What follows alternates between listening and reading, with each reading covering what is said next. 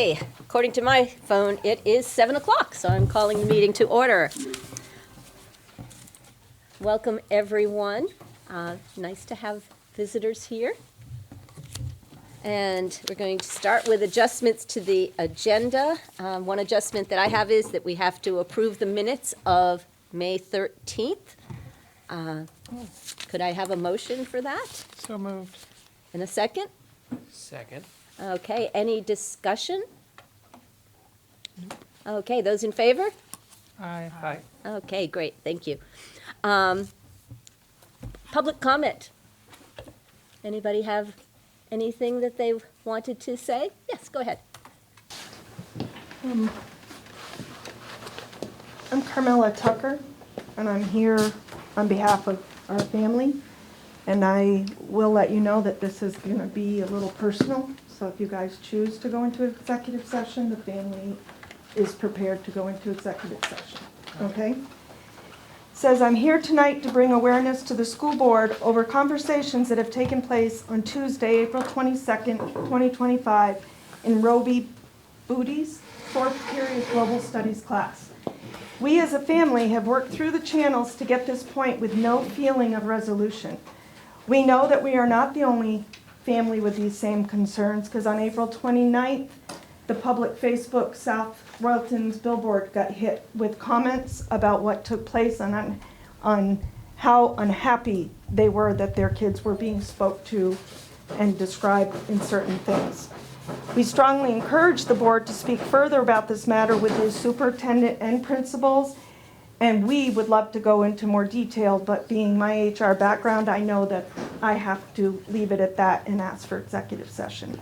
But we as a family are very upset with what's taking place in that classroom and want the board aware and really would like to see something move forward, because we have tried and we are not getting anywhere. We can have an executive session on June 10th. Okay. Okay. Executive session on June 10th at our next board meeting. That concerns me, because school's almost out, and I have a child that's not in that classroom attending class because she doesn't feel safe with this teacher.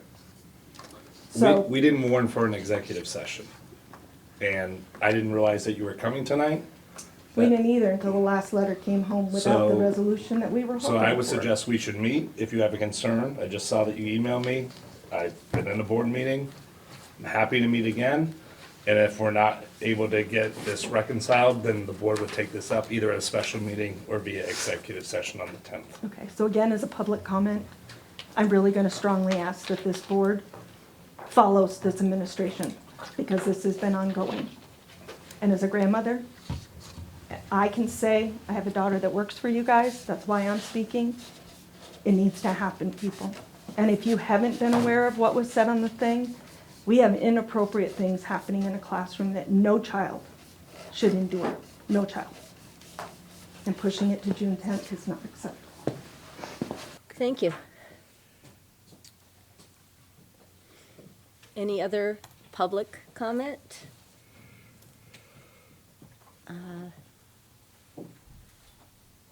Okay.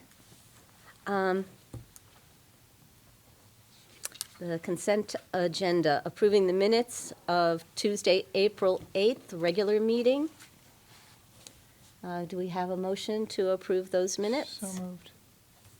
Okay, and second, okay. All in favor? Yeah. Okay. Approving the minutes of Thursday, April 10th, the special meeting.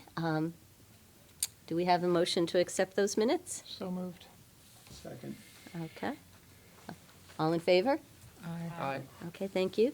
Our next agenda item is the flag request from the White River Valley High School Pride Club, and we have a letter from them with a picture of the flag. That is what's required for any group that wants to include a flag. Our guidelines are that they have to explain the flag, give us a picture of the flag. I believe that we have all of that was required here.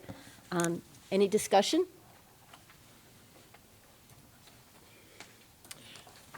I seem to remember there being one up about a year ago on the campus. Is this the same sort of request? Or? Yeah, Okay. yeah, last May, we voted to allow the flag to be flown through the summer. Okay, yeah. I Uh-huh. think I was at the meeting where that was discussed Mm-hmm. before I was on this board, so Okay. thank you. Any other discussion? Do we have a motion? So moved. Okay, To accept, sorry. okay, Jamie has moved to accept, Ed has seconded. All in favor? Aye. Aye. Okay, great. So Dana, you are the advisor for this group, I believe? Okay, yeah, so you can let them know that, yeah, they are welcome to do that. Thank you. Correspondence, do we have any correspondence? Well, looks like no correspondence. Anything from the board for comments? Board comment? Okay, now we get into the good stuff. Celebration of learning, Bonna.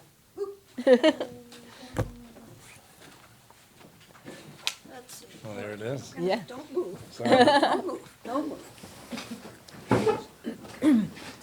Are you gonna do the slides? I've got the clicker. You got the clicker, I don't know what it says, so, okay. Hi, this reminds me of when I first started working here, 6 full years ago. And I think it was 5 years ago, we did a presentation about starting an outdoor education program. And I did a slideshow. I still have these slideshows if anyone wants them for anything. You're all welcome to them. And I get to see you guys again, which is really cool. And I feel like I've gotten very ingrained in the school and somewhat in the community, not enough, because I don't live here. And I'm glad to be able to share with you the joys and heartaches, but mostly joys, of this year. In coming up with the idea, and Nancy just reminded me that she was there when the seed was started, to build some skin-on-frame boats with the kids in the middle school, with all these students. They chose to join. They made a commitment for the year to stay with the whole class. And we have 6 mini-mesters, 3 trimesters where things switch. But they've been here since September, and it's been an amazing journey, as Mr. LaFlamme knows. And I'm really proud of them. I'm really touched by their commitment. They're stretching their ropes, just like they always do everywhere else, but being able to draw them back to this. And we just got this ready. It's not finished. This is a Snowshoe 12 geodesic aerolite boats kit. The kit means they gave you the Dacron. So we'll hold it. Yep. They gave us the Kevlar string, which holds it together. They gave us the epoxy, which is supposed to be between every stringer that goes across the whole boat and every rib that goes this way to hold it all together. We lashed it because I had the honor of being able to go to Yes Tomorrow this last summer to learn how to build a boat. I had never done it. I'd wanted to do it since I was 12 years old, like for real. And it just feeling the connection and the freedom to be able to be here, I felt like I could like spread my wings a little bit and come up with the idea with the great support from Pierre, and we did it. So if I recap something I stated at the beginning of this journey, one of the most perfect micro examples of what we hope to have in a full circle of learning, an idea that came in discussion, gee, it'd be nice too. And we had an educator who was willing to take on training. This is over the summer. This was not a 1-hour webinar. She had to get her hands dirty, as she is so willing to do, learn how to do this. And learning how to do it the first time means you're set up perfectly for all the ways you can mess it up, you can triumph. And there's a reason I point that out. The sawhorses this boat is sitting on had to be created. And designed. Designed, adapted from a prototype we had so that it would work in the environment we had it in. It was wide enough, stable enough, all the pieces that went into that.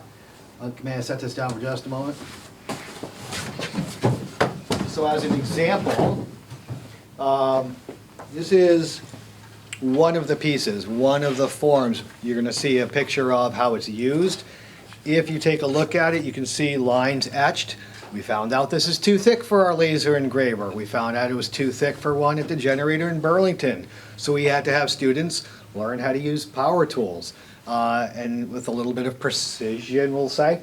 They had to create their own tools, some of which are too big to bring down here.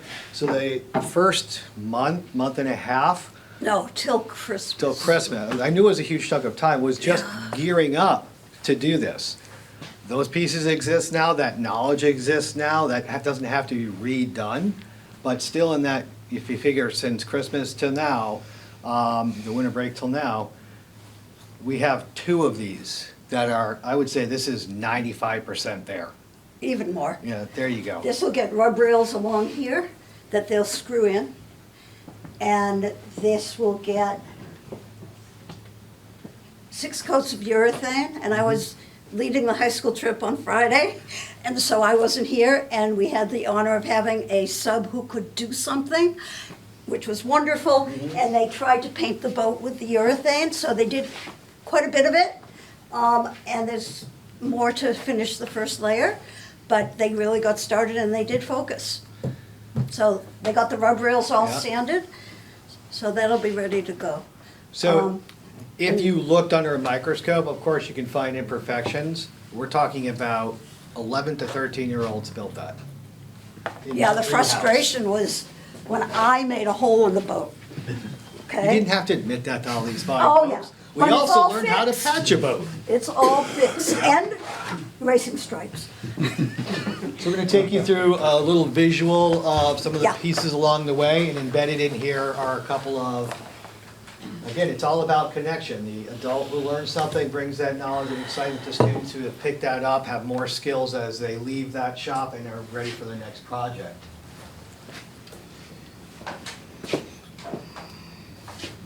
Green means go. Okay, so this piece right here in particular called the strong back, Bonnet had to learn how to make that. That would be the equivalent of like a keelson in a larger boat shop. It is the level straight piece you start your keel from. Yes, this doesn't technically have a keel, but still the same kind of building techniques. And again, working out of our shop to create the pieces, working out of the greenhouse to assemble. These students had to work this close together. If there was conflict, they still had to show up in that space and be able to work, build off of each other's. I've talked a lot about how this was a complete circle for Bonna. I have to put out there, this was a complete circle for me. One of the pieces we had to connect back to both Vermont history and how that small scale applies to a much larger scale is we took the boat group to the Lake Champlain Maritime Museum.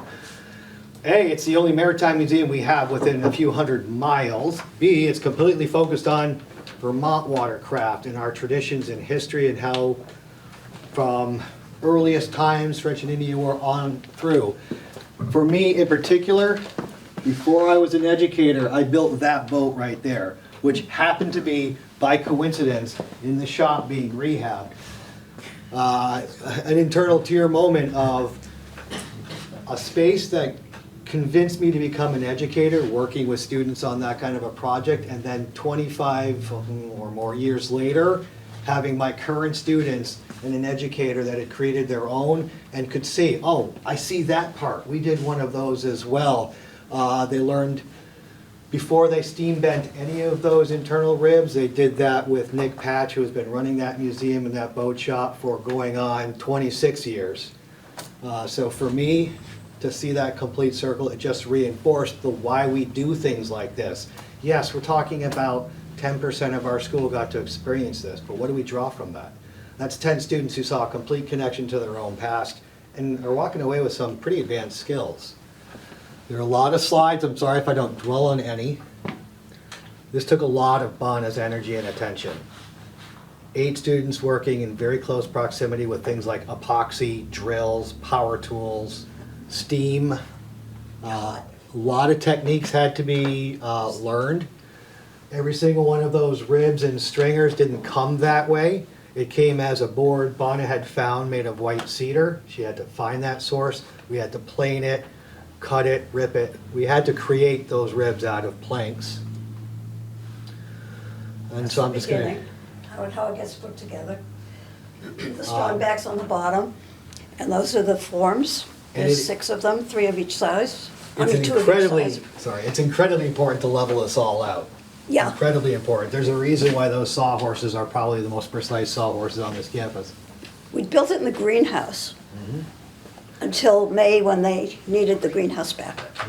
Sorry, March.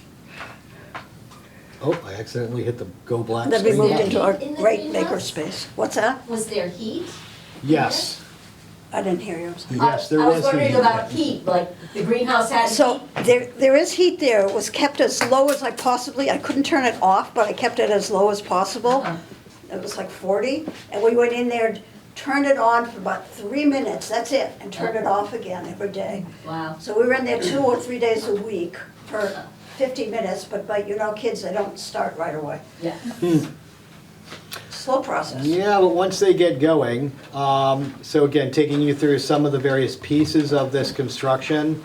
One of the most complicated pieces on any boat is this piece right here. The more complicated the boat, the more complicated all those angles coming together becomes. And in my mind, similar to how someone would put a spruce branch on top of a newly raised structure, Yeah, putting that in the boat is when you're like, ah, I have a boat now. My bow is connected to my stern, my gunnels are all it's a pretty pivotal moment. There we go. happy camper. Happy camper, pointing at their work. He did most of the boat. The bow and the stern on that stem, all of the stringers have to be formed because they twist. It's not straight, they have to change shape. So the shape gets changed, and if you look closely, you'll see there's a little bit stuck out, and next year we'll do it better, you know, but it was a lot of learning for everybody. It was pretty cool.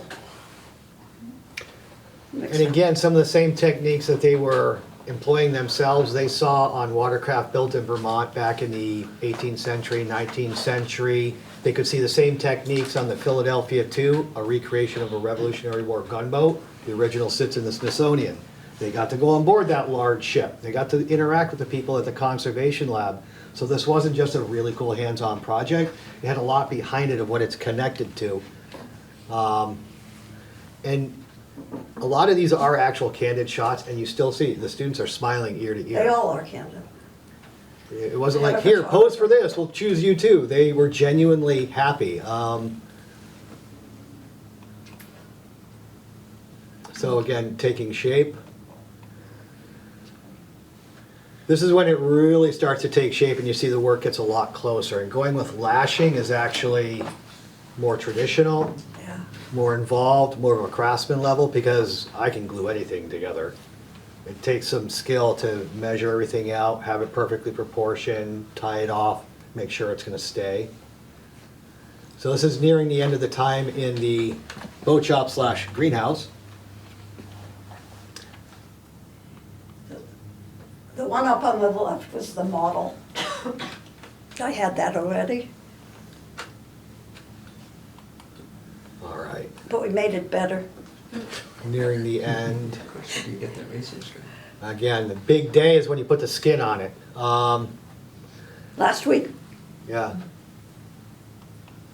It's one of those things that really, like a snowball going downhill, it picks up speed. It took forever, it seemed, to build the tools and then to get the technique for bending, and then everything starts getting compressed and moving faster and faster. The other one that we have has not been trimmed, but is in a very similar state. That's it on the left, I want to say. and then there's the rest of it is over Yeah. here. I would like to speak to, I think the most important part that I realized from it was these children's dedication, and when they try to scamper away, you can bring them back, and then they re-engage, and they got satisfaction. And there's one particular child who was like, I can't do anything, I'm stupid, I can't do anything, I'm just gonna watch. And now, I'm asking him his ideas, and he's like, oh, really? I said, yeah, we're using your ideas. You'll have him, he'll be there, you know? And he's engaged, and he's smiling, and even when his cohort who helped him get engaged isn't there, or is off doing something he shouldn't quite be doing, not focusing, he's still coming in, and he's still working. And that's like, I don't know, my heart is just full of these guys, you know? It's like, it's the real stuff. It So is. pleased with them. You know, Anyway, I had to share that because there it's could be been things a going on in long that haul. student's day that were not meeting expectations. I never threatened taking the boat shop away. That question came up, can I still go out to the boat shop? Yeah, I'm not gonna take your learning away. The last point I wanna make on this, not every child's gonna take the same path. But I saw a situation firsthand. My nephew, when he was their age, wasn't doing well in school, wasn't able to figure out how to do the game. So he worked with his parents in their city to create his own flexible pathway. He started working in a boat shop that built wooden boats when he was 12. He is now the youngest all seas, any tonnage captain on this planet. He's right now sailing out of Singapore on a multi-billion-dollar boat. He's been to Antarctica, he's been to Singapore more times than I can count. He has been around the world. He's a golden shellback. If he were in the Navy, he's crossed the equator at 0-0. No, not every kid's gonna take that path, but it clicked for him. He's now making 6 figures every month. Not that that's the measure. He has created a life based on an interest stoked by taking one of those projects on. So when he got to Maine Maritime Academy on scholarship because of his work, he was able to find resources to help him figure out the calculus behind it. A boat like that hooked him, no pun intended. And I have to wonder, we did this before we fully rolled out Capstone. How many more of these kinds of projects are we going to have that spark an interest where someone says, 12 and I built a boat? How many of you have done that? So I want to thank Anna, I want to thank all of you for bearing with this story over the year. I want to thank Jamie for the latitude to do this. Yeah. And for you and your staff for giving us the greenhouse and Greenhouse give. Well, it was. We a- share. like it We was a share. village that brought this together, and we're very proud of it, obviously. And we see lots of ways it can grow. We're proud of the kids. Hands And down. it's the kids who don't normally fly in academic classes that I end up with in most of my classes. Mm-hmm. And it's nice to give them something else that gives them value to themselves, Mhm. right? And again, normally they would have had her class for a 6-week mini-master. And those students were like, no, we're committed to the whole year. Kind of unusual for, Yeah. again, a 12-year-old, a 13-year-old. So today I put out for next year to ask a survey of the kids to do a Google form to let me know who's interested to do it again. We may even lay a wooden boat keel soon. We Yep. don't know yet. That's coming soon. When do Coming you soon. expect the maiden voyage? June 9th, if anybody would like to come over to Silver Lake, to the state park. I have not made a big deal of it because some of the students were very hesitant to have families there. And I figured this is the first launch, let's get it down before we start inviting everybody. But you are all welcome to come over. Okay, bring your lunch because I'm not gonna do that part of it. I'm focusing on teaching kids paddling skills, keeping them afloat.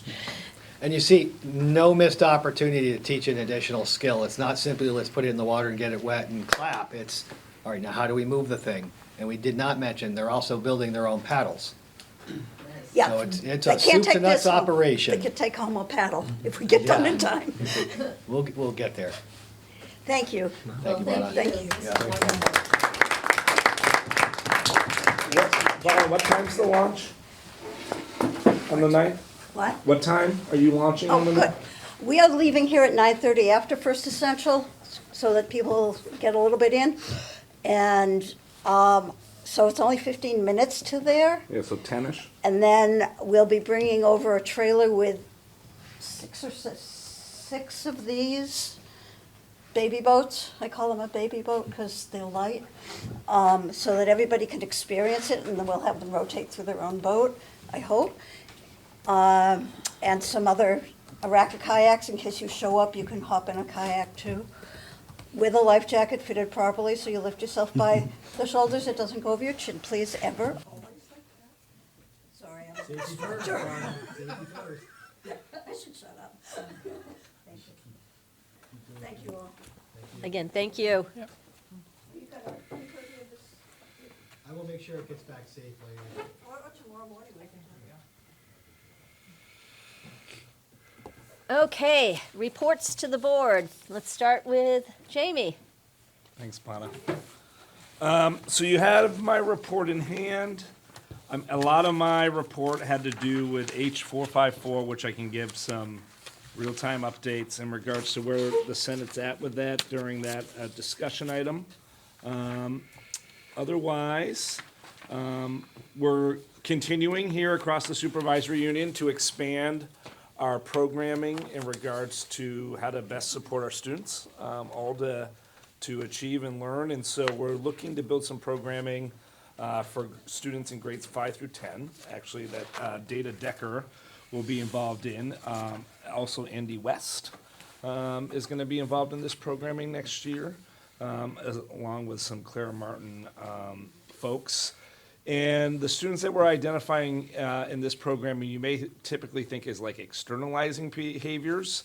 There will be some students that we will support in this alternative programming that exhibit externalizing behaviors. But we've got several students that we're concerned about across the SU in regards to internalizing behaviors that's resulting in, frankly, chronic absenteeism that we want to address. And so Claire Martin Center is launching a new pilot that certainly Dana can even speak more to about, and Michaela Martin. But to really work and meet kids right where they're at their homes and create some incentive to get them to school.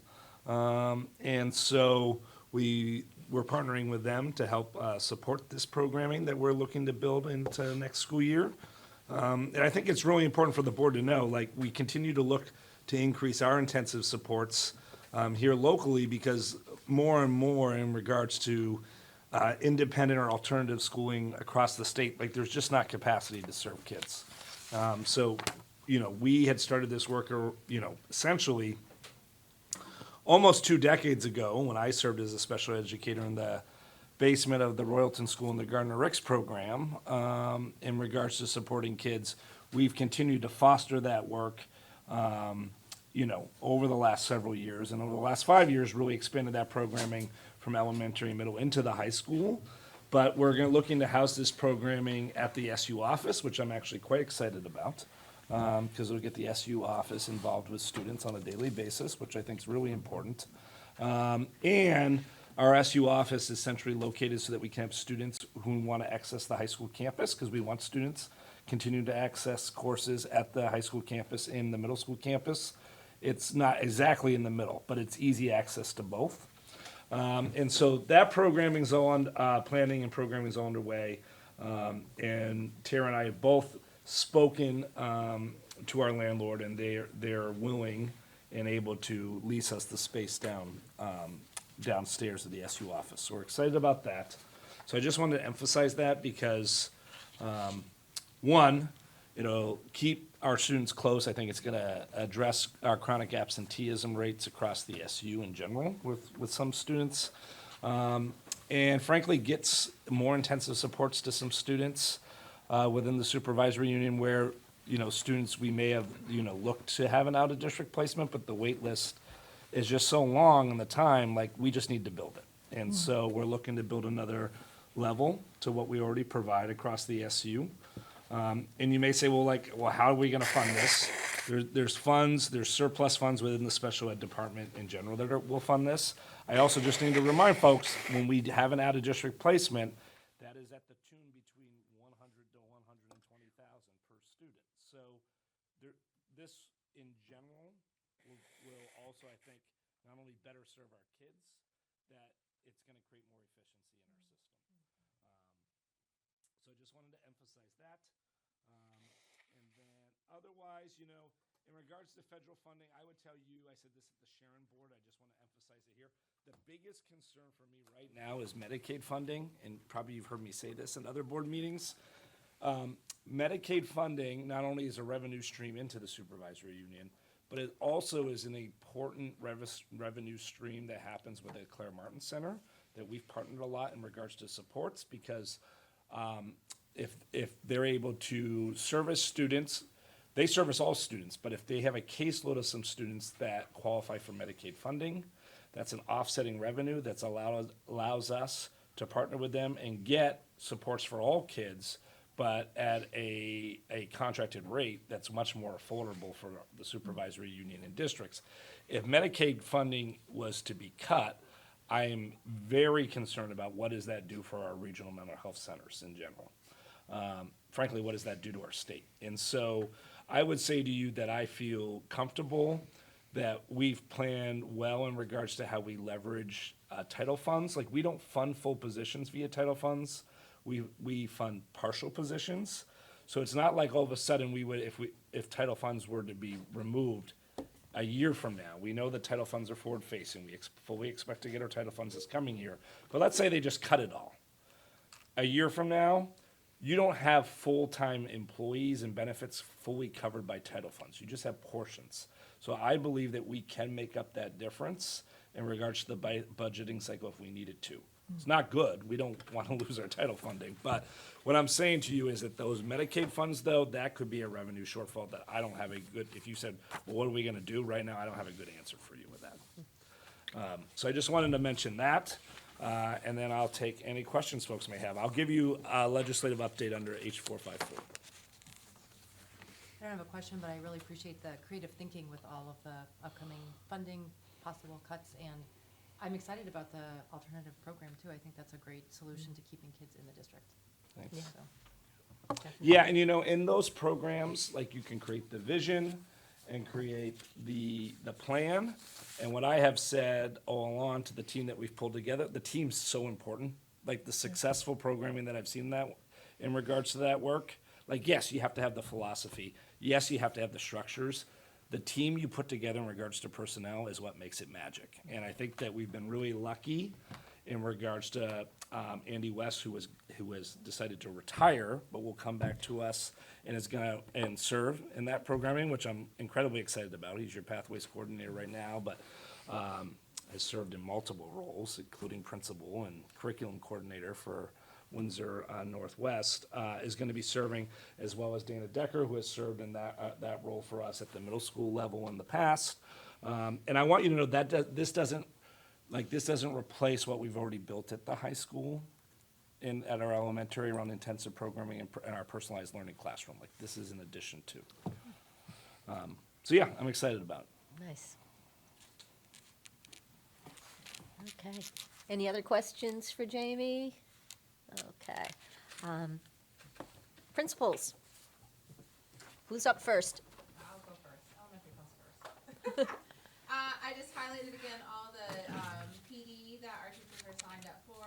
So I just think it's ability to check it out. They work hard all year long, and they're ramping up for summer with lots of professional developments. So in CPR, prevention training, design learning, and library media centers. Just lots of things. So happy about that. In our Wildcat times on Fridays, we've transitioned to learning about anxiety and talking about what that looks like and feels like, and behaviors and actions related to the normal feeling of anxiety. So we're just trying to teach around that.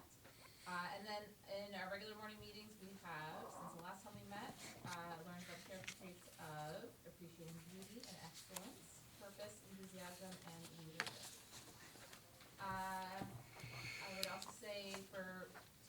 we have been pivoting from, all year, we've really been working on learning about math and our math program and giving people time for PD around that. We're going to talk about the new EL curriculum that's going to be launched in 3 through 5. So that is going to be something we're building into next year for PD for teachers. And then the other huge celebration that if you have kids here in elementary and you don't know about, I think you've been sleeping. We are continuing to encourage our students to engage in reading outside of school day via our Million-Minute Reading Challenge. And across both campuses collectively, we just hit the 750,000 minute mark, and we are gonna read really hard for the next few days to try to hit that 1,000,000 minutes. We're working hard on it. We're gonna have a celebration no matter what, so we'll have a party. And then, I think there's one more highlight. We had a barn arts presentation, which was really lovely, and brought both campuses together, which always feels good for me to have both campuses together, and so that was nice. It was an Inuit drumming and dance group from Alaska, so it was fantastic.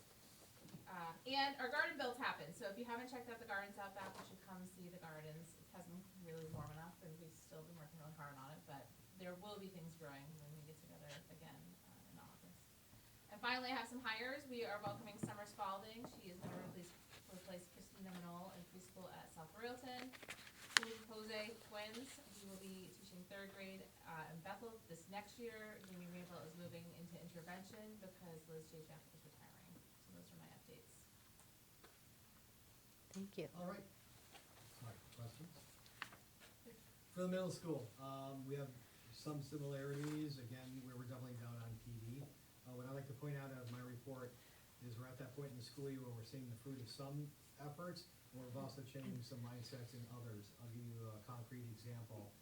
Student tardy to class has been transactional until now. Okay, you've hit 3 tardies, we've written your pass in the office, you now owe me a detention. In other words, X number of infractions leads to this consequence. But I think in the grander scheme of things, what we're looking at more, as this district is shifting to look at chronic absenteeism, overall impact on lost learning, is we're tying those pieces of data together, centralizing where they're collected, so that when we're talking about a student or we're looking for patterns, we're looking for far more than just they've missed 30 days or they've been late to school this many times. We're looking down to the, okay, there's obviously something going on, they've been late to that one specific class 3 times in a row. Is it a transition issue? Is it an issue in the classroom? We're asking different questions and looking at not just lost days of learning, but lost learning opportunities. That's the work that's stemming from the ongoing collaboration with our mental health partners who have joined us in multiple coordinated service plan meetings that have actually led to some outcomes. Very happy that we're now in the finishing up the rounds of follow-up meetings. So again, seeing the fruits of that, families engaged with services that are necessary or identifying the obstacles to getting to that point. We've seen, I keep saying fruits of, what that actually looks like in practice is students showing up more, being here, being present, trying to break some of the patterns, break down some of the obstacles. On positive sides, we are launching a boat. I included that in here. I say it again because we will be showcasing by the end of the year a lot of the student projects that are coming through our office, coming through our shop. Right now we have a musical drum, a child's Adirondack chair. We just got rid of a bench, a vanity. You'll be seeing the wide range of projects and products that we put out. Also with students leading the way, prior to this meeting tonight, we had a community conversation that was 99% student-driven, student-led. The adults' roles were introducing those wonderful students. Really focusing on one part of how they see their identity here growing, how they see connections to words that we talk about, community values, history. They're finding those ways where they can celebrate, leave their mark, bring back some traditions, start their own. And while it was a small group, I think that conversation is getting clear to the community that we're not here to throw stuff away, we're here to celebrate and to keep moving forward with this branded identity of who we are as a middle school. Very excited to be welcoming a host of UVM interns across both sending towns and across our campuses. here in the middle school, I meet in the immediate future with someone we have brought on to help us move forward with what that maker space actually means in terms of how it gets woven into different curriculum, how other folks can access it that might not be seeing beyond just, oh, that's a cool laser engraver. Looking at ways to make it not only more accessible for our students, but really, what are the pathways to making sure we can offer that to Mr. Brooks in the shop at the high school here, my partners over at First Branch.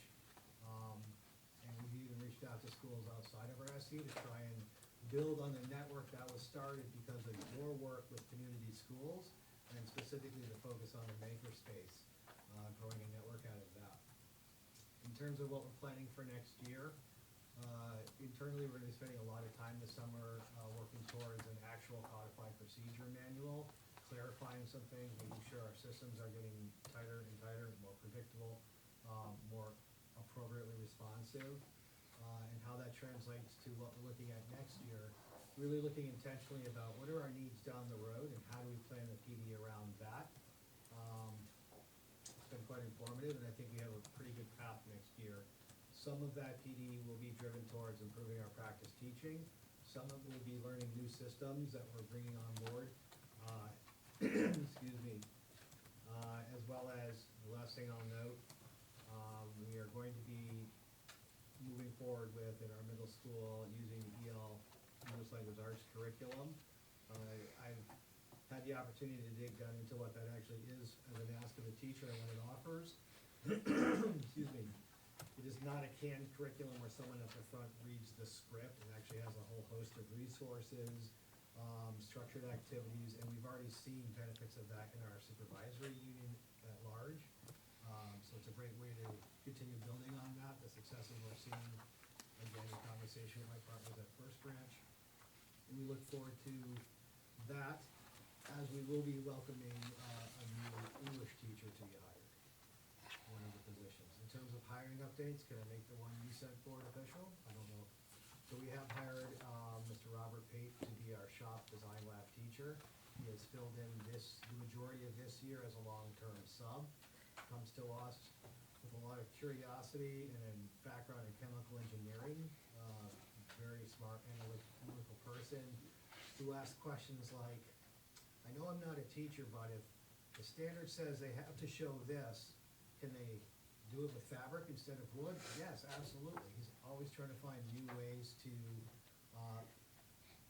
get at the end goal in a way that the student can get there. So I'm very happy to have him aboard and look to expand that position's collaboration with our flexible pathways, which will include reaching out to local industry, businesses, logging next door, all around this area. What are the skills you actually need? When you have someone that leaves our system, walks in for a job interview, is asking, you hate to have a job, what are those tangible skills? If you want us to start prepping people to learn how to weld in the high school, to master CNC machining concepts on our machines, so that we're matching what we're training to their curiosity, and also what the industries around here need, because we all know this state gets better if we keep our talent here. It's as simple as that. Thank you. Thank you. Jane, go ahead. So at the high school, one highlight over the last month really was from an MTSS lens, working with the middle school to support some transitions for some students that maybe have a little trepidation about that jump to high school. And we utilized our White River Valley High School student ambassadors to be a part of that presentation and offering the students, and I'm just reminded how powerful and effective that can be in easing concerns, getting information delivered to students in a way that they understand and can take in. So that was really special. We've also been working really hard utilizing our academic data, working with the guidance department, and getting students in their course selections and master schedules set up for next year.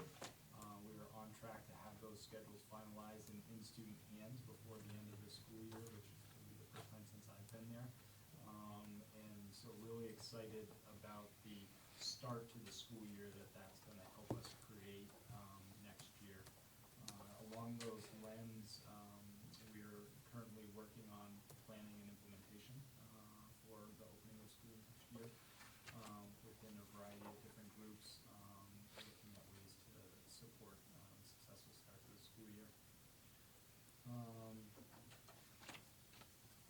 Also, working to prepare for the new student information system integration, ALMA, and that is going to really bring bring to life some work that the high school teachers have been doing around proficiencies and utilizing that. And so we're also identifying opportunities in areas for professional development that are going to support that continued work into the next year.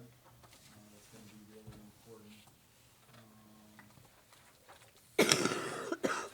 And last, Jeff, I'll let you talk about some of the community outreach events that have been going on that highlight some of those options. Yeah, sounds good. So I apologize for being late. Just as I was leaving, I got a phone call from our activities director.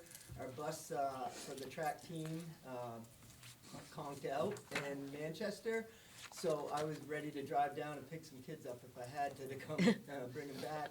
And the Windsor bus stopped, and it was very fortunate. And so we worked it out for the parents that were there. It was a big deal, but we got kids all coming back this way, either with parents and guardians or with on the Windsor bus. And the Windsor bus got to drop off the students at Windsor and then bring our kids to our school. So apologize for that, but I couldn't leave because there's no cell service as I leave my town. So some of the highlights that we had for community efforts are, with the nice weather, some of our classrooms are outside. Our science classes being in the river. They released some trout the other day, which was kind of interesting, and they're doing some samples and so on and so forth, so that's great. We had a guest speaker from the law school come and talk about animal cruelty. He was from Africa, and that was kind of neat for the kids to be part of. Next is, I just want to give a shout out to our National Honor Society. We had all of the cafeteria workers left one day for a conference, and they left it in the hands of the NHS to serve food, and it was really awesome to see. So, and then most recently we had an outing. Bono was there, not with that boat, but with other kayaks. We had, I think, 16 kids kayaking. We had about 20 kids fishing.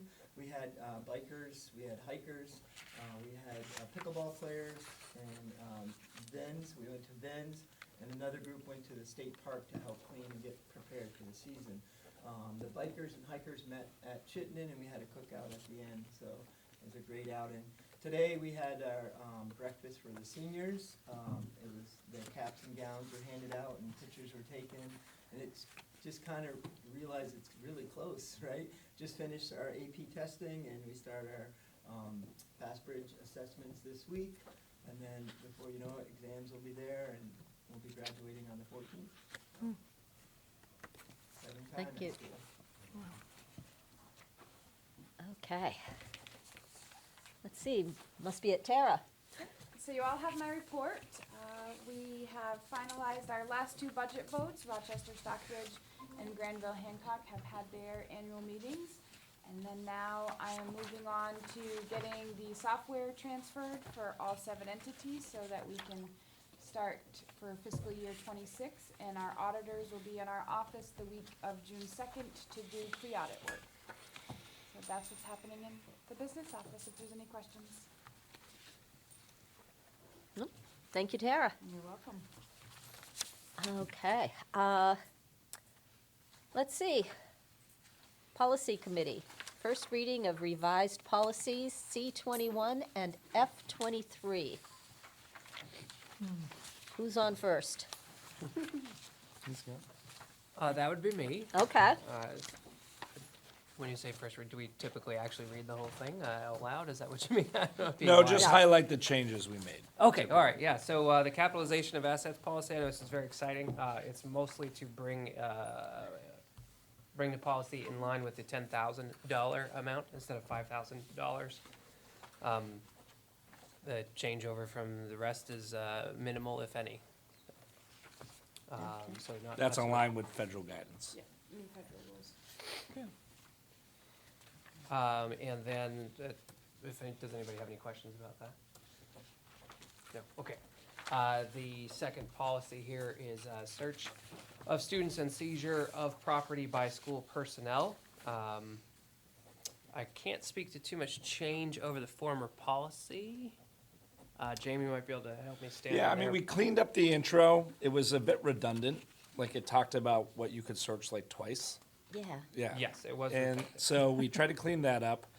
And then you'll see a line there in regards to the seizure of cell phones. We didn't have anywhere in policy where it talked about the fact that a phone could be confiscated.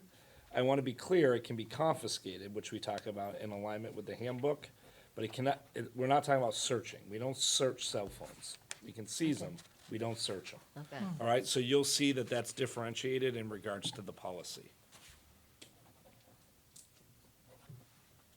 So those were the only changes. Yeah. Okay. So I have a question about this one. Was there any talk of notifying parents if this happens, or is that something that would be beneficial for It's parents? our practice that we do. That's in the handbook, isn't it? Yeah, yeah, Okay, yeah.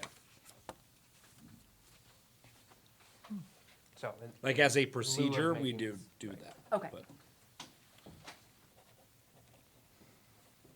Any other questions? Okay. Jean, you're on. I'm on. 6 months ago or so, I had a conversation with Jamie about a thermal energy network possibility in South Royalton. I've handed out some things, and so those of you who are new to the board, this will be new information. Some of you may have heard this before, but what, and I'm really excited because we had a gathering of people in South Royalton that involved the college, or the law school, and involved the town. We had some select board members there.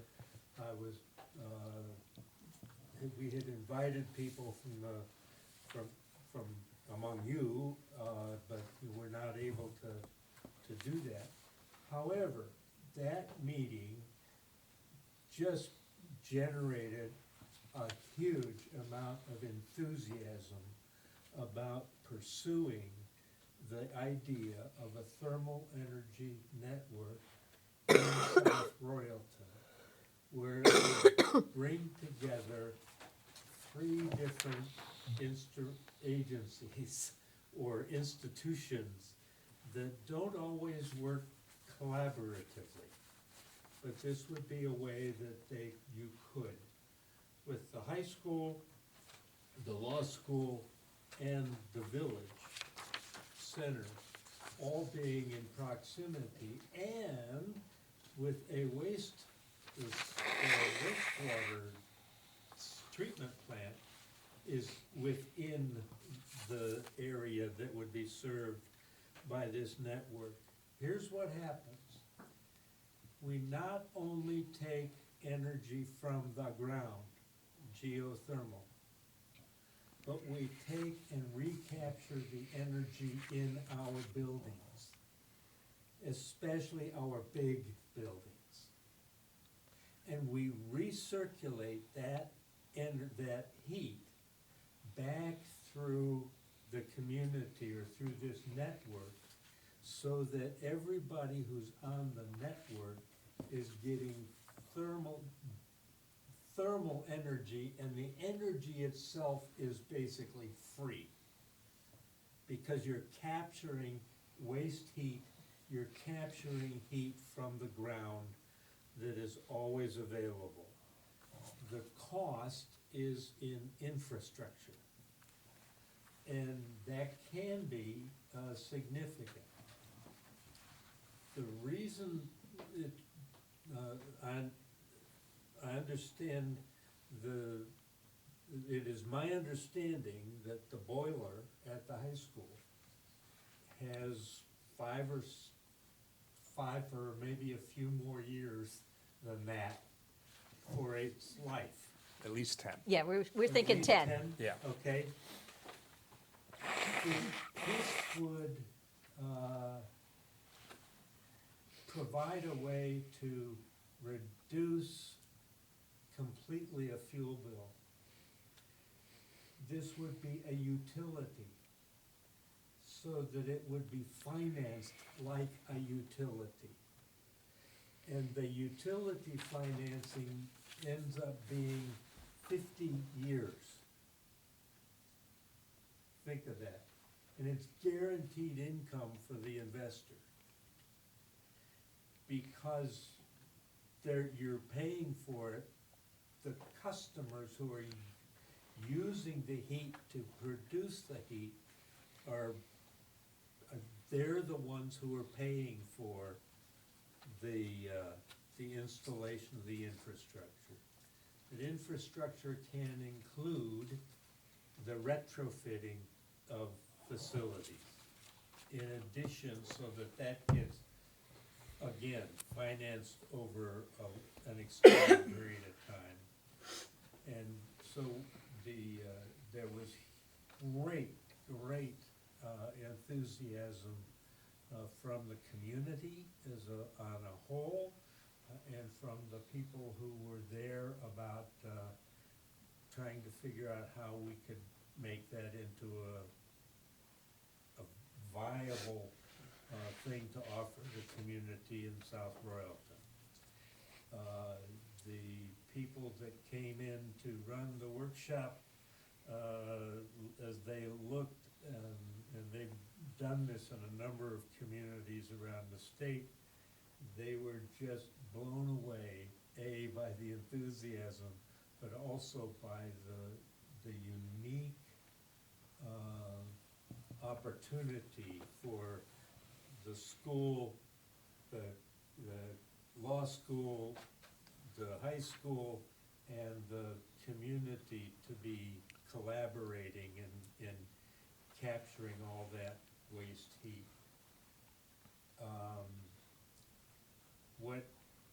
And so that group is moving to a next step. The next step is to meet with people who can provide the basic information. This is what it would take for you at the high school. This is what you have at the high school. This is what could be done, what couldn't, and to really begin to gather the information that would be necessary for an engineer to go further in terms of developing the program.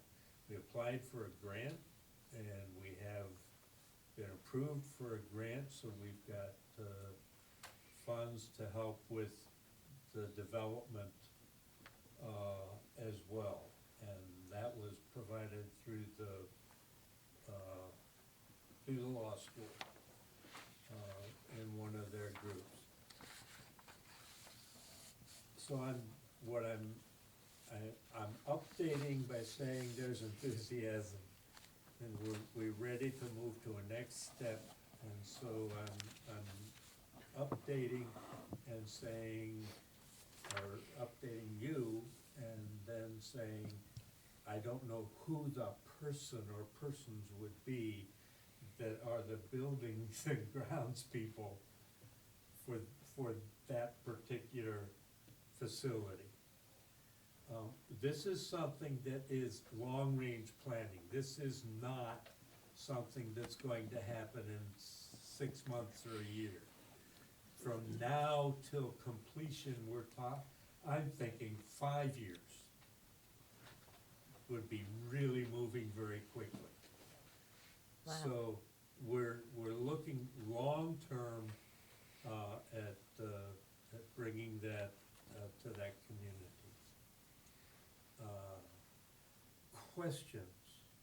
Questions about our network? Yeah.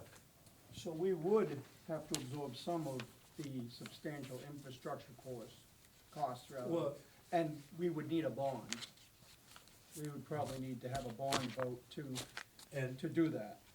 And yes, now how that happens, and with two institutions that are that might need a bond, I'm not sure.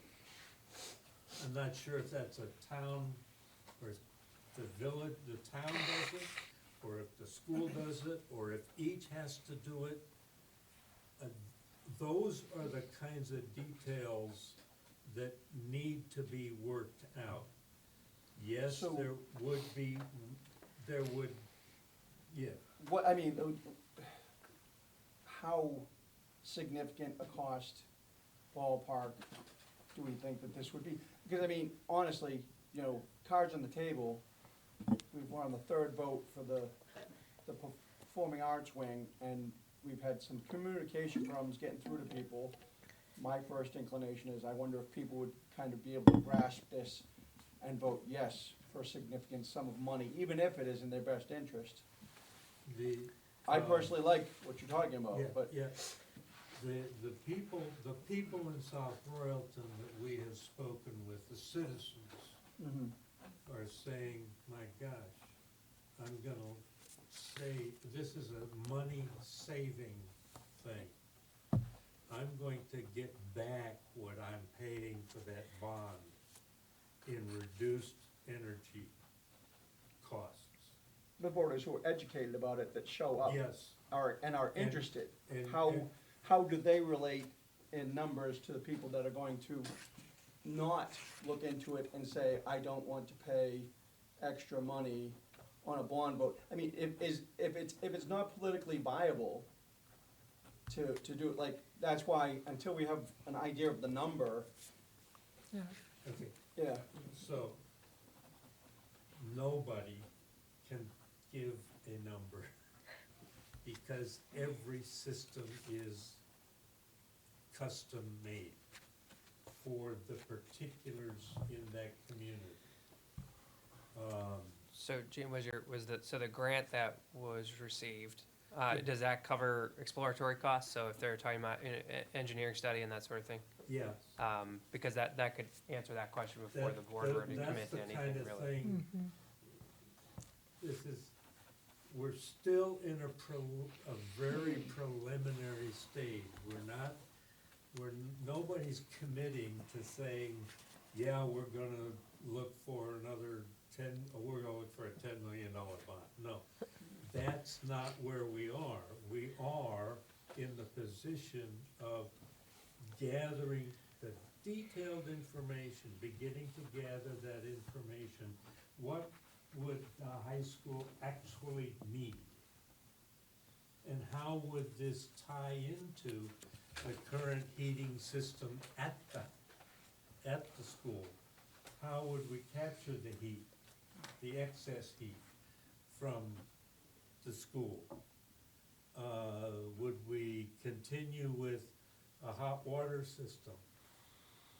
I mean, those are all questions that would be, that can be, the grant that we have will help to clarify.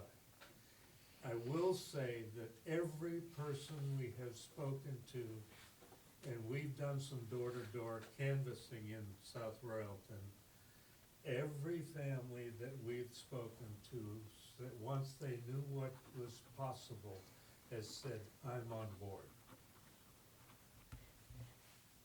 So houses would also be involved in this, then? That's right. Yeah. Every building, so now you've got water in the town, right? It's another water system is what it is. Yeah. Because that's where the heat gets circulated from building to building.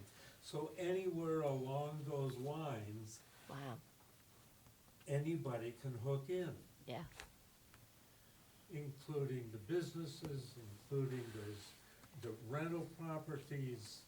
Would they be absorbing some of the costs? Well, they, of course, because now as consumers, Mm. they're the ones who are paying for, they're paying for their heat. Technically, the heat's free, but they're paying for the infrastructure that gets that heat to their house. And so, But that would basically just be a one-time expense to get hooked in, and then from then on?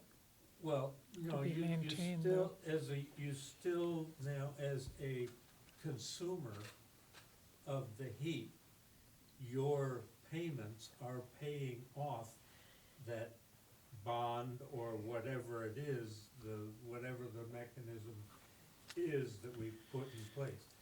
One of the issues is who owns the system? Who manages the system?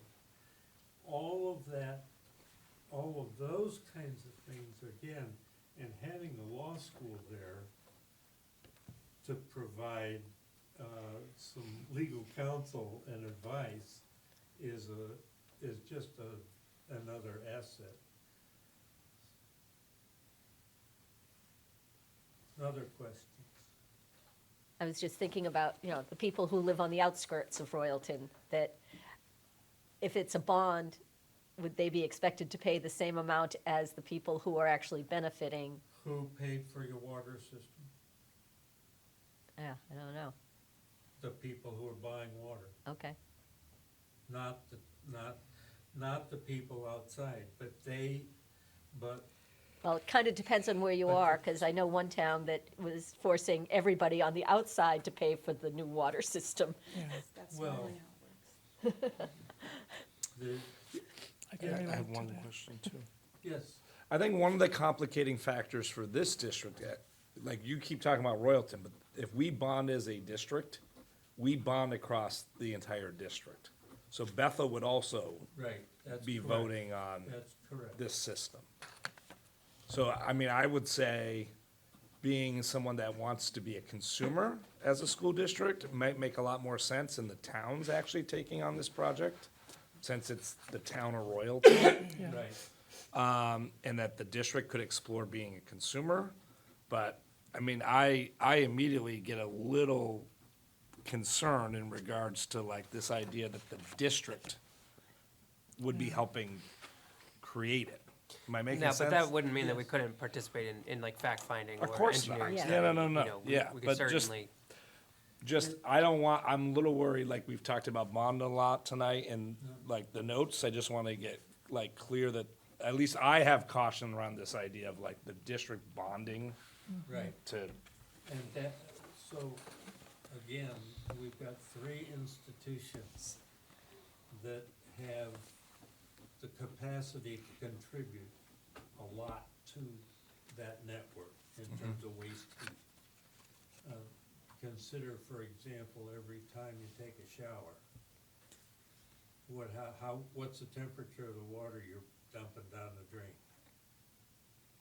That heat can be gathered, and that heat in that community is all concentrated in one place. And so there are, yes, this is specifically to the facility of the high school in South Royalton. And,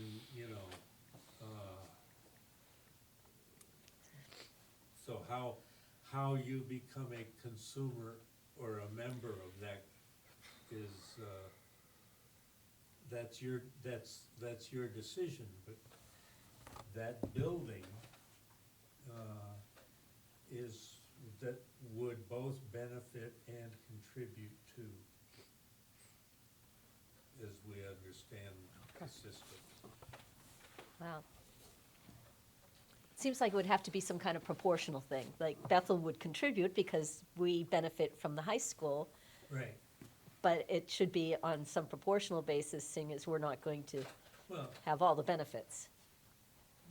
the other way to look at it is you benefit because of the reduced cost of right, to the board. maintaining the building, Yeah. the facility that you're doing where you're doing the education. Yeah. How does that bump up against us changing to propane if we're we're about to do the project that we're about to do. Well, he said it's 10 years out, probably. Okay, So but it's- if we have a new propane system 2 years from now and it's 10 years out, are we doing heat 8 years from now? And I like yours better than propane even. Well, it's a but- good question. I guess the question there is the life of the 5 tanks, how much those tanks actually cost, the life, I mean, Yeah. and then if you we're have to talking figure out 10 what years the out. cost Only comes out of the ground at 60 degrees tops. Right, you still need have to propane. heat it to 180 degrees. So we still need the propane. You're Well- still gonna have Oh. to heat it. Okay. So they So would that's design how- the that's how it- system. All right, so that's how it goes. No, well, technically, it's like warming your refrigerator. Your refrigerator takes heat out and provides cooling. By the way, a geothermal network provides not just heat, but it provides for cooling. If you, depending on how you distribute the air throughout the building. The most geothermal is so efficient, the colder it gets, the more efficient it is. And you have a heat exchanger that is very much like the atmospheric things that people are putting in and adding to their houses, so that they're replacing their fossil fuels with heat pumps. But a geothermal heat pump doesn't sit on the outside of the building where it's subject to the weather. It's sitting inside the building where it will last for years and years and years.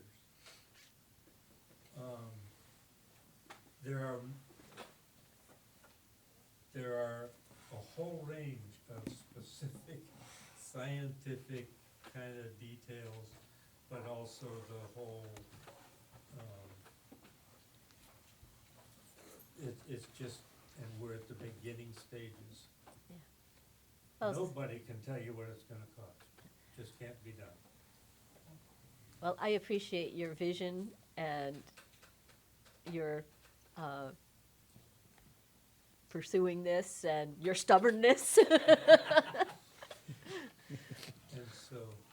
so that's an update, and if I can have Jamie or whoever to get me in touch with the person who can sit down with an expert to say, well, this is what it would mean for this particular building. Do we have that person? Probably EEI is our best angle on that, Okay.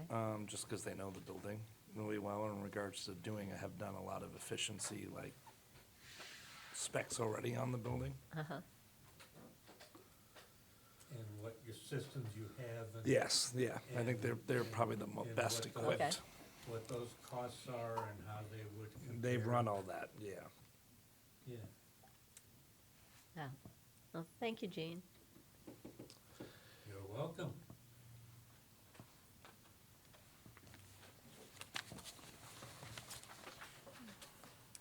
Gene, can I, just real quick, so is there another meeting with the select board coming up that you've been communicating with them about? There will be a meeting when we have, because there is a group that is contacting the businesses along in town. There's a group that's contacting the people who manage the facilities at the law school. Once we've had those meetings and gathered that information, yes, there will be a follow-up to begin to say, this is what we've found, these are the benefits here, and the costs. Okay, great, thank you. Okay, Jamie, H454. Yeah, so I haven't updated the community yet just because, so the Senate bill is struggling to make it to the floor, because it appears there's not really enough support to pass the bill. And frankly, if the bill dies, that's great. And so, my sense is that is maybe where we're at. We're gonna know within the next, I would say, 48 hours. We're gonna monitor it closely. I mean, one of the concerns I have is that the Senate bill could all of a sudden go sideways and it becomes much more like the governor's bill. And they try to get a bill voted out of the Senate that looks more like the governor's bill that has Republican support. And they try to grab a couple Democratic senators. It's just, this is a weird time. They were meeting, left the Sharon meeting tonight with Representative Holcomb and Maslin. The House had an emergency meeting tonight to talk about what would they do to try to help support the Senate to get something passed in the Senate. And the Senate, I know, was meeting tonight in a closed doors meeting, trying to figure out could they even pull a bill together. I mean, what I need to know is it's a really bad piece of legislation. I mean, the Senate version itself financially doesn't have, like, they've run the cost analysis at least. The House didn't run a cost analysis, by the way, in regards to what did it actually mean for each district's taxes. For us in general, even the Senate version, our revenue increases some. It doesn't result in higher taxes for RUD, right? But there's lots of towns across the state. I'm gonna give you an example, Barry. The tax rate goes up 22% with this bill. That's not what taxpayers asked for, right? They didn't ask for an upheaval of the education system and to increase taxes. They asked for tax relief, is what they asked for. There's multiple towns, when they did the cost analysis, that this would increase their tax rates. And we have some, actually, in our SU. It's just not necessarily RUD. We look like we'll be about flat. But it's just, it's a bad piece of legislation at the end of the day. So the hope is that, that the Senate can't get it together and pass it, and it dies on the Senate floor. I mean, you know, I would say there's some ways that, like, for example, there's an excess spending threshold right now. We're not close to it in our per pupil spending, not even close. But there are some districts that are close, that are high spenders. You could lower that excess spending threshold. There's a mechanism to do that already in the legislature, right? And if you go over the excess spending threshold, then there's an additional tax, just like there is in this the foundation formula that they're proposing, right? Like districts could choose to spend over the foundational amount up to 10% more, which is I would frankly argue, like, does that comply with Brigham? I don't know if it does. And so they have that mechanism. There's a BOCES bill around trying to encourage regional partnership across SUs and SDs in the state. The Agency of Ed has not provided any technical assistance to support SUs and SDs to implement these BOCES, which are like these regional boards of partnership. Our neighbors in Woodstock have tried to implement a BOCES, and they have not had the technical support from the Agency of Ed to pull it off.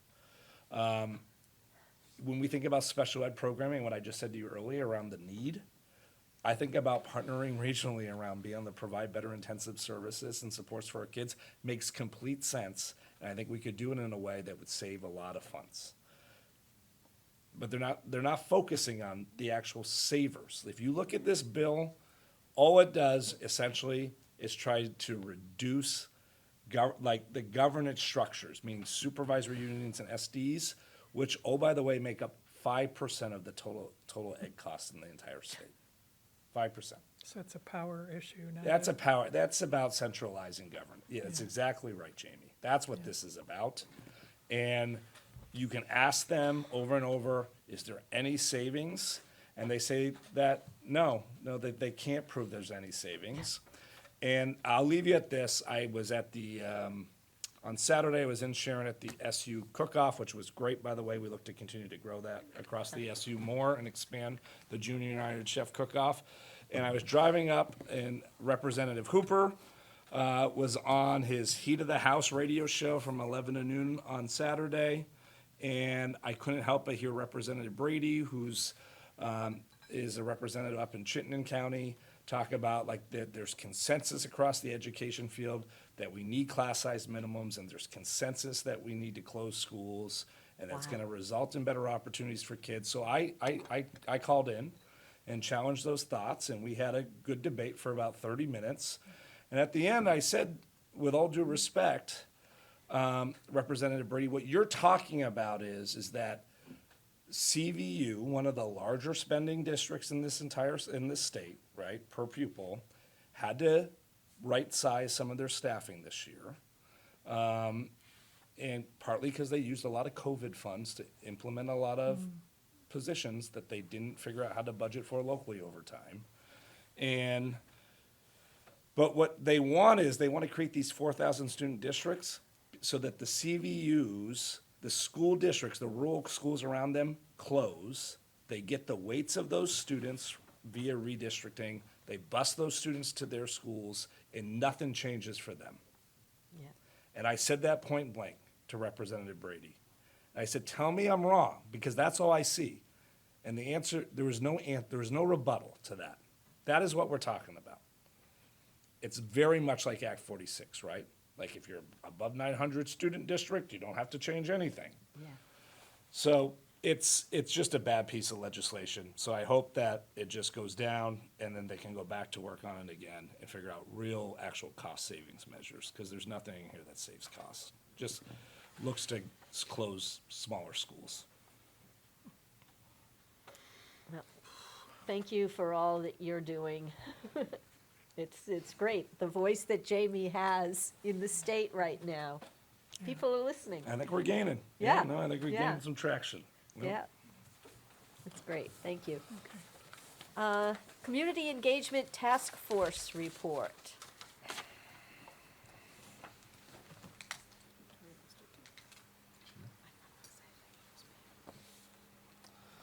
So I think you guys were gonna discuss the first 6 pages of the report. Sorry, that was like 2 meetings ago, but It was a long time ago, and I haven't I looked should at have it sent you a since then. reminder. I'm sorry. So much has happened in between. I have some notes. I don't know if you want me to share them now or come back next month when more people can look through it. Let's do Yeah, should we next month. table it for now, do you think? It's up to you guys. Whatever you all think. Do I have a motion? So moved. Okay, second? Sorry. Second. Okay, those in favor of tabling the Community Engagement Task Force report? Yay. Okay. Phew.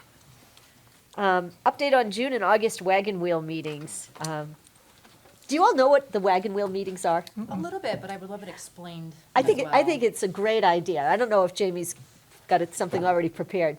In my mind, it makes so much sense to do this, where all of our districts in the SU have their meetings on the same night, in the same location, so that Tara and Jamie, for instance, are not running around every night of the week going to a different district. And so the WRVSU board would meet, and then each individual district would break off from that and have their meeting. And so we're going to do this in June and August and see how it works. I mean, if, in my opinion, if it works well for June and August, I'd love to see it happen. And we would rotate, so it would be fair. Like, you know, it would mean maybe once a year going all the way to Hancock. But I don't know. Yeah, so we're gonna try it in June and August. I think possibly even September if it goes well. I think it starts to become more challenging once we hit budget season. But I think we just gotta keep learning from it and get better at it. The June meeting is gonna be on June 10th, so it's gonna be here, by the way. And so we'll start the SU meeting at, the idea is that we would start that at 5:30 and work to be completed by 6:45. And I was gonna have some food here for board members that evening. At 6:45, board members could grab dinner. Principals will be here for each of their local district boards. We'll still have hybrid set up in different classrooms. We'll just have them labeled, which each district classroom is. And then we go into our district meetings at 6:45-ish is the plan. We also do have a similar wagon wheel meeting in May, which is next week. And I had said June 10th, but we do have a meeting next Tuesday, just so folks know. And that meeting is going to happen after the SU board meeting. It's going to be hosted at the SU, just because I don't expect as many board members to show up in person for that. That was going to be to attend to ratification of our tentatively agreed to collective bargaining agreement, of which I've been working hard on finalizing a draft of all that, so you all know. I plan to get that out to all of you within the next 2 days, okay? Also, at the SU meeting that night, the lead spokesperson for the negotiation team at the SU meeting is gonna go over every single TA that happened, and what the changes were to that contract on that evening. So I'm gonna encourage board members to come. That SU meeting next Tuesday is gonna focus mostly on that. We'll keep the rest of the business quite light, but we are gonna have a celebration of learning next Tuesday at the SU meeting, and it's gonna be your capstone presentation. I just want the other boards to be able to see what did our high school capstone look like, so, because we're looking to implement capstones across the SU at each district. And Jamie reminded me that we have this special meeting next Tuesday. So we could invite you to come and further go into executive session on that. Next Tuesday. Yeah, good idea. Good.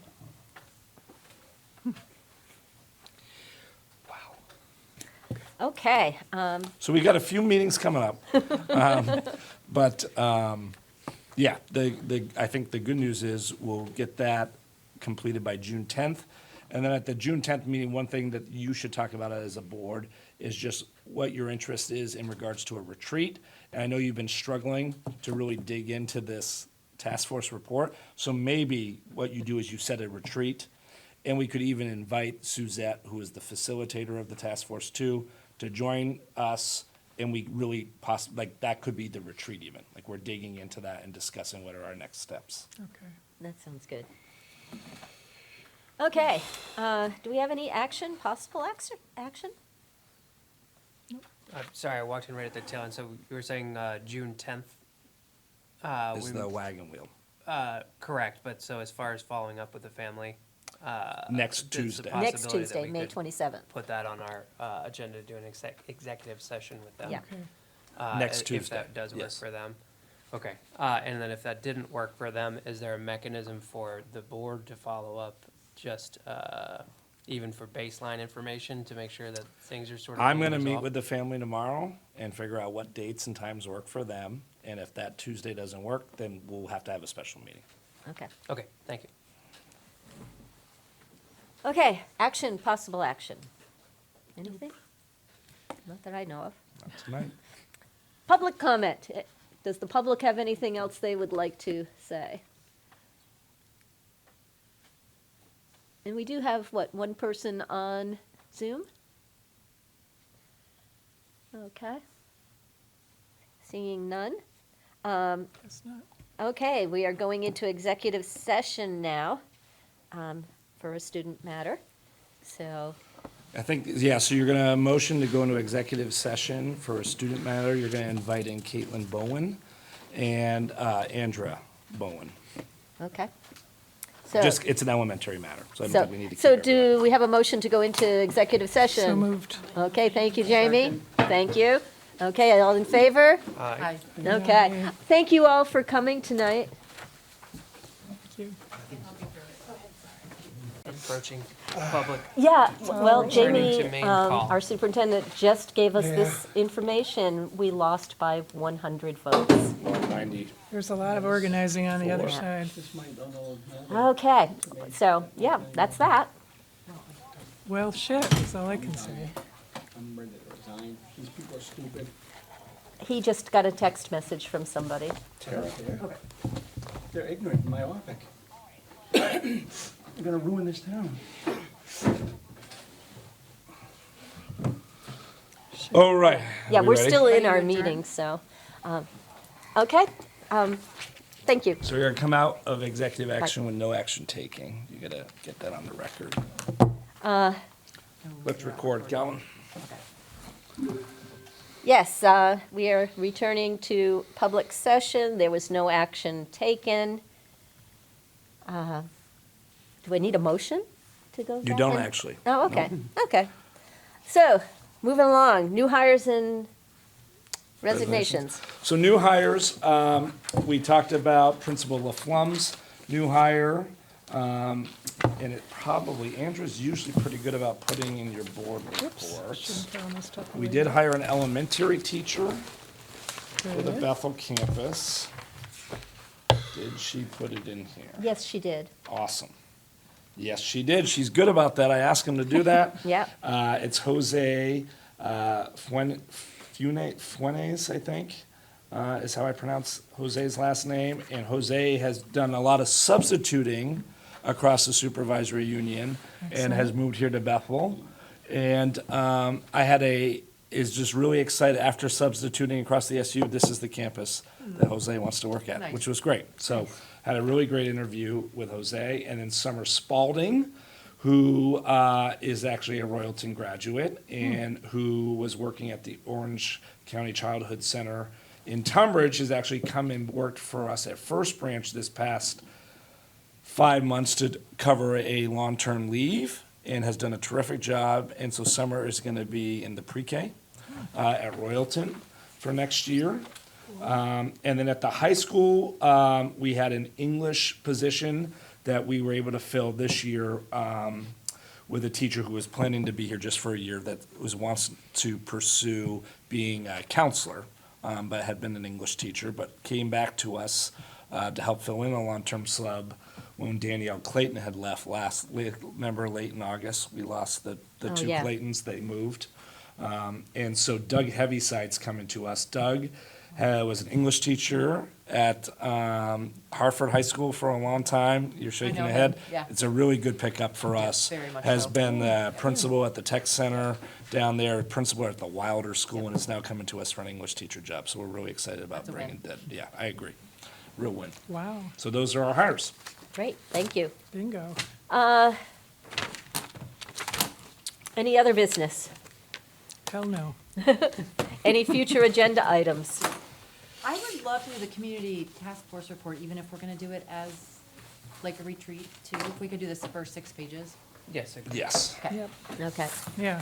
I think a lot of work went into that, so we, Next meeting date is actually not Tuesday, June May 10th. It's 27th. Tuesday, May 27th, and that is also here, correct? Or no, that's at central office. Central office. Okay. Okay. Oh, God. And up until we invited this family to come for an executive session, I was assuming we would all just be on Zoom, or those of us that do not have to be at the supervisory union meeting would just join for our 15-minute meeting I on have a Zoom. feeling we should be there for the family Yeah, thing. And and the teacher will be there too, right? Or no? Not the teacher. No, Not the absolutely not. teacher, Mr. okay. Oaks will be there. Okay. and is there space where we Yeah, can yeah, we got meet? a small conference room. Yeah, Okay. yeah. Sorry, I was hoping we were just going to be on Zoom. well, I'll be there regardless. Oh, Um, you, So I did mention I might be a few minutes late to the policy meeting, just a few minutes after 5, but I'll be there for the rest. okay. Okay. Okay. Motion to adjourn? So moved. Seconded. Amen.